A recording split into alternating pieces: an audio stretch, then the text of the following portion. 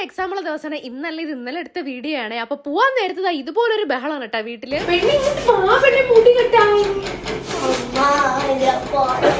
ഇതുപോലെ എന്നിട്ട് ഭ്രാന്തെടുപ്പിക്കും കേട്ടോ ഇവള് പോണവരെ. ഇവളെന്നല്ല അവനും അതൊക്കെ തന്നെ കേട്ടാ.